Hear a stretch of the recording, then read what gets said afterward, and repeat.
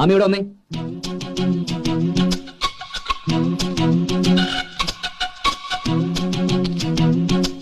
നീ എന്തിനാ ഔട്ട് ഹൗസിന്റെ ടോയ്ലറ്റിൽ പോയത്? ടോയ്ലറ്റിൽ പോണെന്ന് തോന്നുമ്പോ ടോയ്ലറ്റിൽ തന്നെയല്ലേ പോണ്ടേ, അല്ലാണ്ട് കിച്ചണിൽ പോയിട്ട് കാര്യമുണ്ടോ? ഇത്രയും വലിയ വീട്ടിൽ എത്ര ടോയ്ലറ്റ്സ് ഉണ്ട്, എന്നിട്ട് നീ എന്തിനാ ഔട്ട് ഹൗസിന്റെ ടോയ്ലറ്റിൽ തന്നെ പോയെന്നാ ഞാൻ ചോദിച്ചത്. അത് അതിന്റെ മുമ്പിൽ എത്തിയപ്പോഴും എനിക്ക് അങ്ങനെ തോന്നിയത്. നീ അതിനകത്ത് കയറിയിട്ട് പാമ്പ് പാമ്പ് എന്ന് ഉറക്കം വിളിച്ചോ? അയ്യേ, എന്താ രവിയേട്ടത്? ആരെങ്കിലും ടോയ്ലറ്റിൽ കയറി പാമ്പ് പാമ്പെന്ന് വിളിക്കോ? ചിലര് മൂളിപ്പാട്ട് പാടുന്നൊക്കെ കേട്ടിട്ടുണ്ട്, ഞാൻ അതും കൂടി ചെയ്യില്ല. നീ ആ കുതിരപ്പുറത്തുനിന്ന് താഴെ വീണന് ദേഷ്യം തീർക്കാൻ ഡെന്നീസിനിട്ട് വേല വെച്ചതല്ലേ? എന്റെ ഗുരുവായൂരപ്പ, കുതിര പുറത്തുനിന്ന് വീണ കുതിരയോടല്ലേ ദേഷ്യം തോന്നണ്ടേ?